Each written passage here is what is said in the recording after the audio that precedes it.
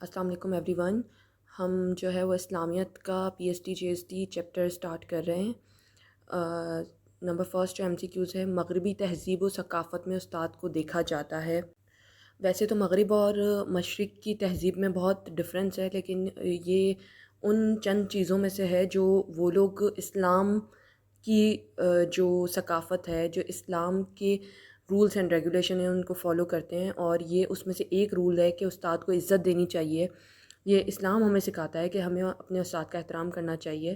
تو مغرب جو ہے وہ اس کو بہت زیادہ اچھے سے فالو کر رہا ہے.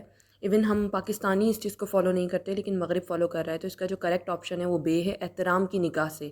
وہ استاد کو احترام کی نگاہ سے دیکھ رہے ہوتے ہیں. اس کے بعد ہے جن معاشرے میں استاد کی عزت اور حقوق کا خیال رکھا جاتا ہے وہ معاشرہ ہمیشہ.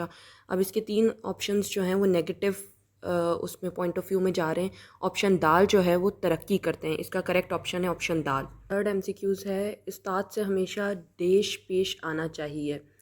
تو آپشن 1 ہے بے رخی، بے اعتنائی، عزت یا حقارت. تو استاد سے ہمیشہ عزت سے پیش آنا چاہیے. بعد ہے طالب علم اپنے استاد کا جتنا ادب کرے اتنا ہی زیادہ ڈیش کے زیور سے آراستہ ہوگا. تعلیم اب اس کے نیچے کی آپ جو ایکسپلینیشن ہے پہلے اسے دیکھیں. اسلام استاد کو نہایت احترام سکھاتا ہے. حضرت علی رضی اللہ تعالیٰ عنہ فرماتے ہیں کہ میں اس کا غلام ہوں جس نے مجھے ایک حرف سکھایا. اگر وہ چاہے تو مجھے بیچ دے اور اگر چاہے تو آزاد کر دے یا غلام بنائے. استاد کے ادب کا براہ راست علم سے تعلق ہے. جتنا زیادہ ادب ہوگا اتنا ہی علم میں اضافہ ہوگا. تو یہاں پہ ہمیں آپشنز میں جو چیزیں دی گئی ہیں، عقل، سونے، چاندی، یہ چیزیں جو استاد ہمیں دیتا ہے اس سے نہیں میچ کرتی. استاد ہمیں، اگر ہم استاد کا ادب کر رہے ہیں تو سونا چاندی ہمیں نہیں ملے گا، عقل نہیں ملے گی، ہمیں علم ملے گا. ٹھیک ہے، اللہ تعالیٰ ہمارے علم میں اضافہ کریں گے. تبھی کہا جاتا ہے کہ آپ جو ہے وہ اپنے استاد کا اور اپنی کتابوں کا احترام کریں، اتنا ہی زیادہ آپ کے علم میں اضافہ ہوگا. ففتھ ایم سی کیو ہے پڑوسیوں کے ساتھ پیش آنا چاہیے. پڑوسیوں کے ساتھ ہمیں حسن سلوک سے پیش آنا چاہیے. تو اس کا آپشن 1 جو ہے وہ کریکٹ آنسر ہے. بعد ایم سی کیوز نمبر 106 ہے غریب پڑوسیوں کو بھی برابری کا درجہ دیں تاکہ وہ خوش رہیں، احساس محرومی کا شکار ہوں، پریشان ہوں، غمزدہ ہوں. احساس محرومی کا شکار ہونا نیگیٹو آنسر کی طرف جا رہا ہے، پریشان ہونا نیگیٹو آنسر کی طرف جا رہا ہے، غمزدہ ہونا نیگیٹو آنسر کی طرف جا رہا ہے. تو اس کا کریکٹ آپشن جو ہے وہ آپشن 1 ہے، غریب پڑوسیوں کو برابری کا درجہ دیں تاکہ وہ خوش رہیں.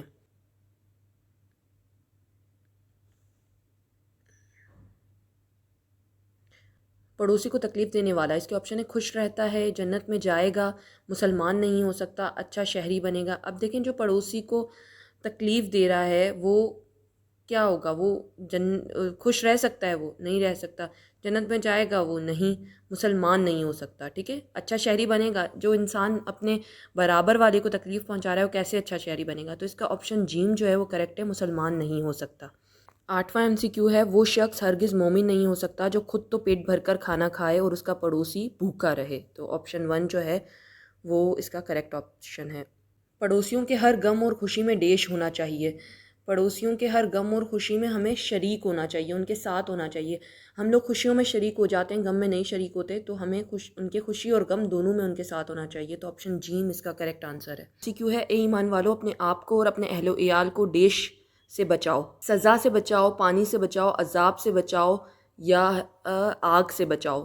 تو سورہ تحریم کی آیت ہے اے ایمان والو اپنے آپ کو اور اپنے اہل و عیال کو آگ سے بچاؤ. تو اس کا دال جو ہے وہ آپشن صحیح ہے. آگ سے کیسے بچائیں گے ہم؟ انہیں دین اسلام کے راستے پر چلا کر، انہیں صحیح غلط کی پہچان کروا کر، انہیں گناہوں سے بچا کر ہم انہیں آگ سے بچا سکتے ہیں. اچھا جی، 111 ایم سی کیو ہے میسرہ نامی شخص حضرت خدیجہ رضی اللہ تعالیٰ عنہ کا ڈیش تھا، بھائی تھا، پڑوسی تھا، غلام تھا یا رشتہ دار تھا. ٹھیک ہے، اس کے آپشنز ہیں میسرہ حضرت خدیجہ رضی اللہ تعالیٰ عنہ کا غلام تھا اور حضرت خدیجہ نے اسے حضور صلی اللہ علیہ وسلم کے ساتھ تجارت کے لیے شام کے سفر پر بھیجا تھا. نیکسٹ ایم سی کیو ہے حضرت خدیجہ رضی اللہ تعالیٰ عنہ کا نکاح پڑھایا حضرت ابو بکر صدیق نے، حضرت حمزہ نے، حضرت ابو طالب نے یا پھر حضرت عباس نے. ایکسپلینیشن پڑھنے پہلے حضرت حمزہ حضور صلی اللہ علیہ وسلم کے رشتہ لے کر حضرت خدیجہ کے چچا عمر بن اسد کے پاس تشریف لائے اور رشتہ طے پانے کے بعد ابو طالب نے خطبہ نکاح پڑھا اور حق مہر کی ادائیگی کی ذمہ داری خود اپنے اوپر لی. ٹھیک ہے، تو آپ نے یہ ذہن میں رکھنا ہے کہ حضرت خدیجہ رضی اللہ تعالیٰ عنہ کا جو نکاح تھا وہ حضرت ابو طالب نے پڑھایا تھا. حضرت خدیجہ رضی اللہ تعالیٰ عنہ کے انتقال کے وقت ان کی عمر تھی حضرت ختیجہ کی اپنے انتقال کے وقت 65 سال کی عمر تھی، اور جب ان کی شادی ہوئی تھی تو ان کی عمر جو تھی وہ 40 برس تھی. آپ صلی اللہ علیہ وسلم 25 سال کے تھے، وہ 40 سال کی تھیں، اور جب ان کی ڈیتھ ہوئی تو اس ٹائم پر ان کی عمر 65 ایئرس تھی. نیکسٹ ہے حضور صلی اللہ علیہ وسلم کی تمام اولاد حضرت ختیجہ رضی اللہ تعالیٰ عنہ سے ہوئی، سوائے آپ صلی اللہ علیہ وسلم کے سارے بچے جو تھے وہ حضرت ختیجہ رضی اللہ تعالیٰ عنہ سے ہوئے تھے. صرف ایک بچہ تھا حضرت ابراہیم علیہ السلام، حضرت ابراہیم رضی اللہ تعالیٰ عنہ، وہ حضرت ماریہ قبطیہ رضی اللہ تعالیٰ عنہ سے ہوئے تھے. باقی تمام اولاد حضرت ختیجہ سے پیدا ہوئی تھی. ٹھیک ہے. نیکسٹ MCQ ہے حضرت علی تمام غزوات میں شریک رہے سوائے غزوہ تبوک کے موقع پر حضرت صلی اللہ علیہ وسلم نے مدینہ نظم و نسق چلانے کے لیے حضرت علی رضی اللہ تعالیٰ عنہ کو اپنا مقرر فرمایا، اس لیے وہ غزوہ میں شریک نہیں ہوئے. ٹھیک ہے. حضرت علی تمام غزوات میں شریک ہوئے سوائے غزوہ تبوک کے. صبح کے وقت جب کفار کو حضور صلی اللہ علیہ وسلم کی ہجرت کی خبر ملی تو اس میں اب آپ نے کامن سینس یوز کرنا ہے کہ جب کفار کو خبر ملی ہوگی تو کیا وہ خوش ہوئے ہوں گے ہجرت کی بات پر؟ نہیں، وہ مایوس اور نا امید بھی نہیں ہو سکتے تھے، وہ خوفزدہ بھی نہیں ہو سکتے تھے. کفار اس وقت میں آپ صلی اللہ علیہ وسلم کے دشمن تھے تو انہیں غصہ آیا تھا، وہ بہت زیادہ غضبناک ہو گئے تھے. تو آپشن جی میں اس کا کریکٹ آپشن ہے. نیکسٹ MCQ ہے حضرت علی رضی اللہ تعالیٰ عنہ نے ذرائع فروخت کے لیے ضروری سامان خریدا. اس کے آپشنز ہیں گزاران کے لیے، سفر پر جانے کے لیے، مہمانوں کی ضیافت کے لیے، یا شادی کے لیے. ٹھیک ہے. اب اس کا آپشن جی دال جو ہے وہ کریکٹ آپشن ہے. حضرت علی نے جب ذرائع فروخت کی تو 360 درہم ملے، ان سے انہوں نے حضرت فاطمہ کے لیے سامان خریدا، اور ایک مصری گدا، ایک چمڑے کا چھوٹا گدا جس میں کھجور کے پتے تھے، ایک پردہ اور چند مٹی کے برتن تھے. یہ انہوں نے اپنی شادی کے لیے سامان خریدا تھا.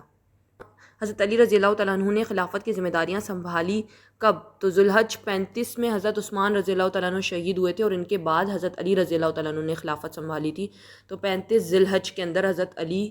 اس سے آپ کے 2 MCQs کلیئر ہو جائیں گے کہ حضرت عثمان کی خلافت ختم کب ہوئی تھی، 35 میں ختم ہوئی تھی، اور حضرت علی کی خلافت شروع کب ہوئی تھی، تو وہ 35 میں شروع ہوئی تھی. ٹھیک ہے. حضرت علی حجویری رحمۃ اللہ علیہ کا اصل نام تھا عمر، عبداللہ، عثمان یا علی. حضرت علی حجویری کا نام علی بن عثمان حجویری تھا. آپ کا تعلق افغانستان کے شہر حجویر سے تھا.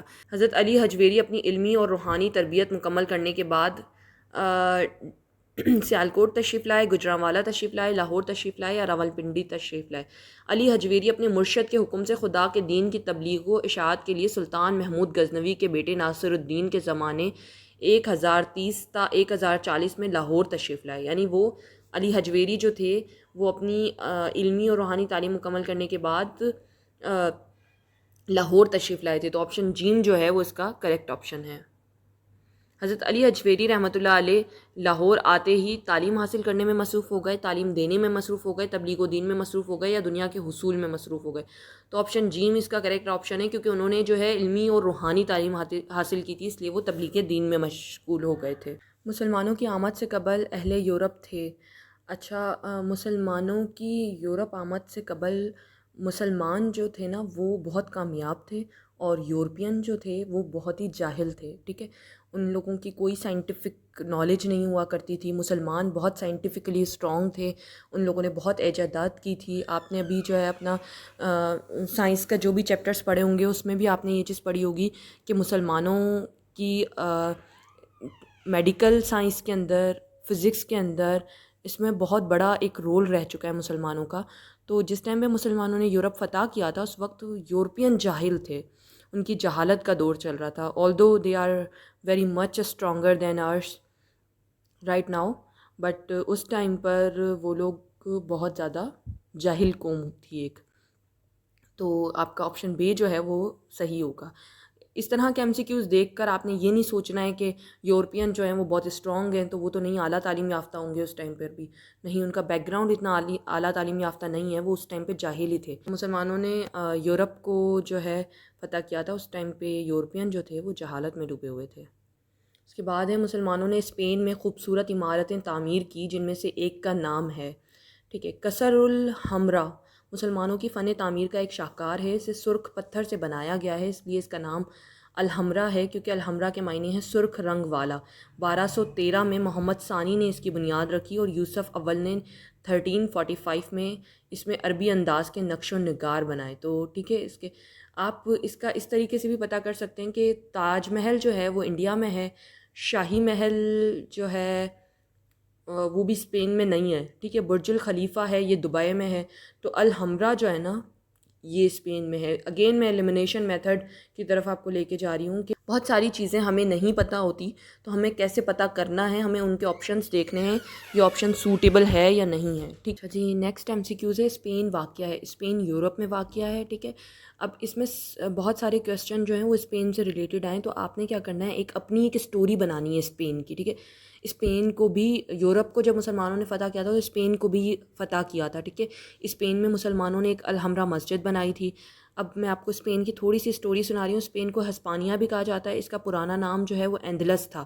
مسلمانوں نے کئی سو سال اس پر حکومت کی اور وہ دور مسلمانوں کے سائنسی اور علمی ترقی کا دور تھا. ٹھیک ہے، اب ایک پیریڈ تھا جس میں مسلمانوں نے جو ہے وہ بہت زیادہ ترقی کی تھی علم کی دنیا میں، سائنس کی دنیا میں، اور اس دوران مسلمانوں کی فتوحات بھی بہت ہوئی تھی. ٹھیک ہے، مسلمانوں نے یورپ کو فتح کیا تھا اور یورپ میں اسپین بھی فتح کیا تھا. ٹھیک ہے، اسپین کے اندر ایک وہ بھی بنائی تھی، ایک بلڈنگ بھی بنائی تھی شاہکار جسے کہتے ہیں، اسے قصر الحمرا بھی کہتے ہیں. اب آپ نیکسٹ ایم سی کیو اس کی طرف آئیں. اسپین فتح ہوا، اسپین کب فتح ہوا تھا؟ ٹھیک، اسپین 711 ہجری میں فتح ہوا تھا. اسپین کی فتح موسیٰ بن نصیر الطارق بن زیاد کے ہاتھوں ہوئی. اس وقت ولید بن عبد الملک خلیفہ تھے. نیکسٹ ایم سی کیو ہے. اسلام کی تعلیمات کے مطابق ہماری عبادت کا کیا فائدہ ہوتا ہے ہمیں؟ ٹھیک ہے، ہمیں فائدہ ہوتا ہے، ہمیں فائدہ نہیں ہوتا، دوسروں کو فائدہ ہوتا ہے، کسی کو بھی فائدہ نہیں ہوتا. تو ہماری عبادت کا فائدہ اسلام کی تعلیمات کے مطابق جو ہماری عبادت ہیں ان کا فائدہ ہمیں ہی ہوتا ہے، دنیا میں بھی ہوتا ہے اور آخرت میں بھی ہوتا ہے. حصول رزق حلال کیا ہے؟ حصول رزق حلال عین عبادت ہے، عین خدمت ہے، عین انسانیت ہے یا عین امانت ہے؟ تو رزق حلال عین عبادت ہے. یہ ایسی عبادت ہے کہ جس کے کرنے کا ثواب ہے اور نہ کرنے کا گناہ ہے. یہ وہ عبادت بھی نہیں ہے جس کے اندر آپ کہہ دیں کہ بھائی ہم نے نہیں کی تو گناہ نہیں ہوگا. یہ نفلی عبادت نہیں ہے، یہ آپ کے اوپر فرضی عبادت ہے کہ آپ رزق حلال کمائیں. تمام معاملات میں اللہ تعالیٰ اور اس کے رسول کی تعلیمات کی خلاف ورزی نہ کی جائے تو وہ صرف دیانت کہلاتی ہے، صرف امانت کہلاتی ہے، صرف صداقت کہلاتی ہے یا عبادت کہلاتی ہے. کہ اب اس کے اندر آپ کا ذہن اس طرف تھوڑا سا ہوگا کہ میں امانت میں کر دوں، صداقت میں کر دوں، لیکن نہیں، جو تمام معاملات ہیں اس میں اللہ اور اللہ کے رسول کی تعلیمات کی خلاف ورزی آپ نہیں کر رہے، اس کا مطلب ہے کہ آپ اللہ اور اس کے رسول کی بات مان رہے ہیں، اور اللہ اور اس کے رسول کی بات ماننا عبادت میں کاؤنٹ ہوتا ہے. ٹھیک ہے، جو شخص بندگی یا غلامی بجا لاتا ہے اسے معبود کہتے ہیں، عبد کہتے ہیں، محبوب کہتے ہیں یا مسرور کہتے ہیں. ٹھیک ہے، عبد جو ورڈ ہے نا غلام کو کہتے ہیں. جو شخص مکمل طور پر اطاعت کرے اور تمام معاملات میں کسی کا پیروکار ہو اسے عبد کہا جاتا ہے. 130 ہے ایم سی کیوز ہے. دعا کے لفظی معنی ہیں، دعا کے لفظی معنی ہوتے ہیں پکارنا، مانگنا. ٹھیک ہے، پکارنا، مانگنا یعنی بھکاری بن جانا اللہ کے در کا. دعا کی مقبولیت کی صورتیں ہیں. اب آپشن مانگ رہا ہے کتنی صورتیں، تو دعا کی قبولیت کی 3 صورتیں ہیں. مطلوبہ چیز مل جاتی ہے، یا دعا کے بدلے میں کوئی مصیبت یا آفت ٹل جاتی ہے. نمبر 3 ہے دونوں میں سے کچھ نہیں ملتا بلکہ آخرت کے لیے محفوظ کر دی جاتی ہے اور آخرت میں بندے کے کام آئے گی. یعنی 3 آپشنز ہیں آپ کے پاس، یا تو آپ کی دعا قبول ہو جائے گی. یہ ایم سی کیو تھوڑا سا آگے پیچھے ہو کر بھی آ سکتا ہے نا، کہ اگر آپ کی دعا قبول ہوتی ہے تو کیا کیا ہو سکتا ہے اس کی قبولیت میں. اس میں تو آپ سے وہ صرف نمبر پوچھ رہا ہے، تو آپ آپشن بے پہ لگائیں گے. لیکن وہ کون سے نمبرز، مطلب کیا ہوگا ان نمبرز میں. نمبر 1 مطلوبہ چیز آپ نے جو مانگا اللہ تعالیٰ سے، اللہ تعالیٰ نے آپ کو وہ دے دیا. آپشن 2 ہے کہ دعا کے بدلے میں اللہ تعالیٰ نے، آپ جو چیز مانگ رہے ہوں آپ کے حق میں بہتر نہیں ہے، اس لیے اللہ تعالیٰ نے وہ تو نہیں دیا آپ کو لیکن اس کے بدلے میں کچھ اور دے دیا. اور نمبر 3 ہے کہ آپ کی دعا قبول ہی نہیں ہوئی. تو آپ کا کانسیپٹ بنے گا کہ میری دعا قبول نہیں ہو رہی، لیکن وہ دعا آپ کی محفوظ ہو جاتی ہے اللہ تعالیٰ کے پاس، اور وہ آخرت میں اس وقت میں کام آئے گی جب آپ کو اصل ضرورت ہوگی چیزوں کی. آپ کی نیکیاں کم ہو رہی ہوں گی یا اس طرح کا کچھ ہوگا تو تب آپ کو ان دعاؤں کی زیادہ ضرورت ہوگی.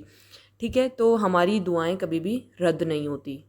دعا کی حکمت یہ ہے کہ وہ انسان کو حوصلہ دیتی ہے، صرف مالدار بنا دیتی ہے، والدین کی رضامندی کا ذریعہ بنتی ہے، یا صرف محبت پیدا کرتی ہے. دعا کی حکمت یہ ہے کہ دعا ہمیں حوصلہ دیتی ہے. دعا ایک اہم ڈیش ہے. دعا خدمت نہیں ہے، انسانیت نہیں ہے، محنت نہیں ہے، دعا عبادت ہے. ٹھیک ہے، تو اس کا آپشن دال صحیح ہے۔ مالی عبادات میں ڈیش کی سب سے زیادہ فضیلت ہے، ٹھیک ہے، مالی عبادت ہے۔ مالی عبادت وہ ہوتی ہے پیسے کا خرچ کرنا۔ پیسے کا خرچ دو طریقے سے ہوتا ہے، زکوٰۃ کے تھرو بھی ہوتا ہے اور صدقے کے تھرو بھی ہوتا ہے۔ تو شریعت کے اندر زکوٰۃ کی بہت زیادہ فضیلت ہے، ٹھیک ہے، زکوٰۃ کے ذریعے معاشرے میں پھیلی غربت کو کم کرنے میں مدد ملتی ہے، اس لیے اسلام نے اسے فرض قرار دیا ہے اور اس کے ادا نہ کرنے والوں کے لیے سخت سزا کا اعلان ہے۔ ہم جو کما رہے ہیں اس میں سے کچھ حصہ جو ہے وہ غریبوں کا ہے اور وہ زکوٰۃ کی صورت میں نکلتا ہے۔ نیکسٹ ایم سی کیوز ہے، زکوٰۃ ادا کرنے سے بخل اور ڈیش جیسے اخلاقی امراض سے نجات مل سکتی ہے۔ تو زکوٰۃ جو بندہ دیتا ہے نا، اس کے اندر سے لالچ ختم ہوتی ہے، اس کو اپنے پیسے کی میں ختم ہوتی ہے اس کے اندر سے کہ یہ پیسہ میرا ہے اور مجھ پر ہی خرچ ہوگا۔ ایسا نہیں ہے، اللہ تعالیٰ نے جو پیسہ آپ کو دیا ہے وہ اللہ نے ہی آپ کو دیا ہے اور اس میں دوسروں کا حصہ ہے۔ جب آپ دوسروں کا حصہ نکالنے لگیں گے تو آپ کے اپنے اندر سے لالچ ختم ہو جائے گی۔ نیکسٹ ایم سی کیوز ہے، مکہ کب فتح ہوا؟ مکہ 8 ہجری میں فتح ہوا تھا۔ نیکسٹ ایم سی کیوز ہے، وادی مر الزہران مکہ معظمہ سے کتنے فاصلے پر ہے؟ تو 16 میل کے فاصلے پر ہے یہ، ٹھیک ہے۔ اس طرح کے ایم سی کیوز کو آپ نے پک کرنا ہے، آپ جہاں جہاں پڑھ رہے ہیں انہیں نوٹ ڈاؤن کرنا ہے اور انہیں مطلب اپنے ذہن میں یاد رکھنا ہے۔ یہ ریممبرنگ ایم سی کیوز ہوتے ہیں۔ یہ فاصلہ جو ہے آپ نے، یہ 16 میل ہوتا ہے، آپ اس کو کسی ٹرک سے اپنے ذہن میں یاد کر لیں، ٹھیک ہے۔ حنین واقعہ ہے، حنین کہاں واقع ہے؟ مکہ مکرمہ اور طائف کے درمیان واقع ہے۔ حنین مکہ اور طائف کے درمیان ایک وادی کا نام ہے، یہاں مشہور غزوہ حنین پیش آیا۔ تو غزوہ حنین جو پیش آئی تھی وہ حنین کے مقام پر پیش آئی تھی اور وہ مکہ اور طائف کے درمیان ایک وادی ہے، ٹھیک ہے۔ غزوہ حنین کس ہجری میں ہوئی تھی؟ 8 میں ہوئی تھی، جب مکہ فتح ہوا تھا انہی دنوں یہ غزوہ جو ہے وہ ہوئی تھی، ٹھیک۔ غزوہ حنین جو ہے نا، اس سے آپ کے بہت سارے ایم سی کیوز بن رہے ہیں، ٹھیک ہے۔ یہ 8 ہجری میں ہوئی تھی اور حنین کے مقام پہ ہوئی تھی جو مکہ مکرمہ اور طائف کے درمیان ہے۔ نیکسٹ ایم سی کیوز ہے، وہ بھی غزوہ حنین سے ریلیٹڈ ہے۔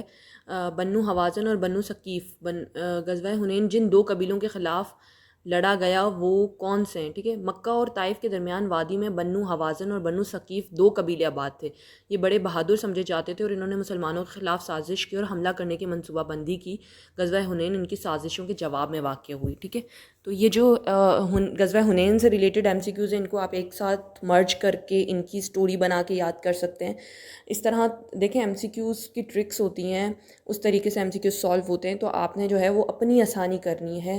ہر بندے کا انڈرسٹینڈنگ لیول ڈفرینٹ ہوتا ہے، آپ کو جس طریقے سے آسانی لگتی ہے آپ اس طریقے سے اپنی ایک سٹوری بنائیں غزوہ حنین کے نام سے، کہ یہ جو ہے اس کو کس سے آپ نے مطلب ایک ٹرک سے میچ ایسے کریں کہ فتح مکہ کا بھی آپ کو جو ہے وہ یاد ہو جائے۔ فتح مکہ 8 ہجری میں فتح ہوا تھا، تو غزوہ حنین کو اس کے ساتھ لنک اپ کر دیں کہ غزوہ حنین بھی 8 ہجری میں ہوئی تھی اور بنو حوازن اور بنو ثقیف 2 قبیلے رہا کرتے تھے طائف اور مکہ اور طائف کے درمیان، تو ان کے درمیان یہ جو ہے نا جنگ ہوئی تھی۔ اب یہ پوچھ رہا ہے کہ غزوہ حنین میں مسلمانوں کی تعداد کتنی تھی؟ 12,000 مسلمانوں کی تعداد تھی، آپشن دال اس کا کریکٹ آپشن ہے۔ 12,000 میں سے مجاہدین کے ساتھ بنو ثقیف اور بنو حوازن کے مقابلے کے لیے نکلے، ان میں 2,000 سے زائد 9 مسلم بھی تھے۔ بنو حوازن اور بنو ثقیف جس وادی میں خیمہ زن ہوئے تھے وہ وادی کون سی ہے؟ اوتاس ایک مقام ہے جہاں غزوہ حنین کو پذیر ہوا، یہ مکہ اور طائف کے درمیان واقع ہے، تو جو وادی اوتاس ہے یہ اس کا کریکٹ آپشن ہے۔ اب جو ایم سی کیوز اسٹارٹ ہو رہے ہیں وہ غزوہ تبوک سے ریلیٹڈ ہو رہے ہیں، ٹھیک ہے۔ غزوہ تبوک کے موقع پر حضور صلی اللہ علیہ وسلم نے جس لشکر کے خلاف جہاد کیا وہ کہاں سے تعلق رکھتا تھا؟ غزوہ تبوک کے موقع پر خبریں پھیل گئی کہ روم کے بادشاہ نے فوج جمع کی ہے اور مسلمانوں پر حملے کا ارادہ رکھتا ہے۔ حضور صلی اللہ علیہ وسلم نے بھی مسلمانوں کو اکٹھا کیا اور لشکر لے کر تبوک پہنچے۔ لشکر کو پڑاؤ کا حکم دیا مگر دور دور تک رومی فوجیوں کی کوئی اتا پتہ نہیں تھی۔ ہوا یوں تھا کہ جب رومیوں کو پتہ چلا کہ مسلمان بھی بہت بڑا لشکر لے کر آ رہے ہیں تو وہ خوفزدہ ہو گئے اور حملے کے لیے آئے ہی نہیں۔ تو جس لشکر کے خلاف جہاد کیا گیا تھا غزوہ تبوک میں وہ روم تھا، روم کے لشکر کے خلاف کیا گیا تھا، لیکن وہ ڈر کر بھاگ گئے تھے۔ وعدہ نہیں انل منکر کا کیا مطلب ہے؟ نہیں انل منکر کا مطلب ہوتا ہے بری بات سے منع کرنا، روکنا، ٹھیک ہے۔ نہیں کا مطلب ہوتا ہے روکنا اور منکر کے معنی ہوتے ہیں بری بات سے، لہٰذا بری بات سے منع کرنا اس کا کریکٹ آپشن ہے۔ تبوک کا علاقہ مدینہ منورہ سے دور ہے، تو کتنا دور ہے؟ ٹھیک ہے، تبوک کا علاقہ مدینہ منورہ سے 500 کلومیٹر دور ہے۔ ایم سی کیو سے لفظ اسرت کے معنی ہیں. اسرت کے معنی ہوتے ہیں، یہ عربی زبان کا لفظ ہے، اس کے معنی ہے تنگی. غزوہ خندر کو جیش الاسرا بھی کہتے تھے کیونکہ اس غزوہ میں بھی مسلمانوں پر کافی تنگی کے حالات آئے تھے. ٹھیک ہے، تو یہ اسرا جو ہے وہ اسرت سے ہی نکلا ہوا ورڈ ہے، اس کے معنی ہوتے ہیں تنگی. حجۃ الوداع میں صحابہ کرام کی تعداد تھی. حضرت صلی اللہ علیہ وسلم نے زندگی میں ایک ہی حج کیا تھا اور وہ 10 ہجری میں کیا تھا. اس حج میں تقریباً 1.25 لاکھ صحابہ کرام شریک تھے. اس موقع پر جو خطبہ ارشاد فرمایا ہے اسے خطبۃ الحجۃ الوداع کہتے ہیں. ٹھیک ہے، تو اس میں آپ نے جو آپشن بے ہے وہ کریکٹ آپشن ہے. 1.25 لاکھ حاجی موجود تھے، صحابہ موجود تھے جن لوگوں نے حج ادا کیا تھا. حضور صلی اللہ علیہ وسلم نے حج کا ارادہ فرمایا. کس ہجری میں حج کا ارادہ فرمایا؟ انہوں نے 10 ہجری میں حج کیا تھا، تو 10 ہجری میں ہی حج کا ارادہ فرمایا. نیکسٹ ایم سی کیوز ہے، حج کی سعادت ذی الحج کے مہینے میں ادا کی جاتی ہے. ٹھیک ہے، ذی الحج کے مہینے میں تو ادا کی جاتی ہے، لیکن کس ڈیٹ پر؟ تو 9 ذی الحج کو عرفات کے میدان میں جو ہے نا اس کے جو مرکزی رکن ہوتے ہیں وہ ادا کیے جاتے ہیں. 10 ذی الحج کو ہم بقرعید مناتے ہیں، اور 9 اور 10 ہمارا جو ہے وہ حج کے دنوں کے نام سے مشہور ہیں. تو 9 ذی الحج کو میدان عرفات کے اندر حج کے اراکین، جو خاص اراکین ہوتے ہیں، وہ ادا کیے جاتے ہیں. اس کے بعد ہے دوران خطبہ حجۃ الوداع حضور صلی اللہ علیہ وسلم نے دور جہالیت کی جس بات کو ختم کرنے کا اعلان فرمایا وہ کیا تھی؟ تو حضور صلی اللہ علیہ وسلم نے خطبہ حجۃ الوداع کے موقع پر فرمایا جاہلیت کا سود ختم کر دیا گیا، اور ہمارے سود میں سے پہلا سود جسے میں ختم کر رہا ہوں عباس بن عبد المطلب کا سود ہے. اب یہ سارا کا سارا سود ختم ہوا. جو لوگ قرضہ لیا کرتے تھے اس پر سود ہوتا تھا، اس لیے آج ہم مسلمانوں پر سود جو ہے وہ حرام ہے. ہمیں سود پر قرضہ دینا اور سود پر قرضہ لینا حرام قرار ہے. اور یہ کب حرام ہوا تھا؟ پہلے سب چیزیں جو ہے نا وہ لوگ کرتے تھے، عرب شراب بھی پیا کرتے تھے، سود بھی لیا کرتے تھے، لیکن اللہ تعالیٰ نے اسلامی تعلیمات اور اسلام کے قائم ہونے کے بعد جو ہے آہستہ آہستہ جو غلط کام تھے ان سب کو ختم کروایا. قرآنی جو ہے اصولوں کے مطابق، احادیث کے مطابق، اور نبی کے ذریعے، یعنی آپ صلی اللہ علیہ وسلم نے آہستہ آہستہ جو بری عادتیں تھیں ان کو ختم کروایا اور ان کو ہم پر حرام قرار کروایا. ٹھیک ہے، شراب ہم پر حرام ہے، اسی طریقے سے سود کا جو حرام ہونا قرار پایا تھا وہ حجۃ الوداع میں قرار ہوئی تھی. نیکسٹ ایم سی کیوز ہے، حضور صلی اللہ علیہ وسلم کی سخت بیماری کے دنوں میں نماز کی امامت کروائی. ابو بکر صدیق نے امامت کروائی تھی جب آپ صلی اللہ علیہ وسلم بہت زیادہ بیمار تھے. 9 ربیع الاول 10 ہجری کی رات کو حضرت صلی اللہ علیہ وسلم نے کہ مرض الوفات نے شدت اختیار کر لی، اس وجہ سے نماز عشاء کے لیے تشریف نہ لا سکے، اور ارشاد فرمایا یعنی ابو بکر کو حکم دو کہ وہ لوگوں کو نماز پڑھائیں. حضور صلی اللہ علیہ وسلم کا وصال کس ہجری میں ہوا؟ تو آپ وسلم کا انتقال جو ہے وہ 11 ہجری میں ہوا. 8 ہجری میں مکہ فتح ہوا تھا، 10 ہجری میں آپ وسلم نے حج ادا کیا تھا، اور 11 ہجری میں آپ وسلم کا وصال ہوا تھا. حضور صلی اللہ علیہ وسلم کا ڈیش دوپہر یا سے پہر کے وقت ہوا. آپ وسلم کا وصال دوپہر یا سے پہر کے وقت ہوا. بخل اختیار کرنا اللہ تعالیٰ کی نعمت کی ناشکری ہے. ٹھیک ہے، بخل جو بندہ اختیار کرتا ہے نا، یعنی کنجوسی، بخل ایک بری عادت ہے اور گناہ ہے، اس لیے اللہ تعالیٰ کی نعمت کا اظہار بخل سے نہیں ہوتا. یعنی اللہ تعالیٰ نے جو آپ کو نعمتیں دی ہیں ان کو اللہ کے ہی لوگوں پر خرچ کرو، بخل نہ کرو.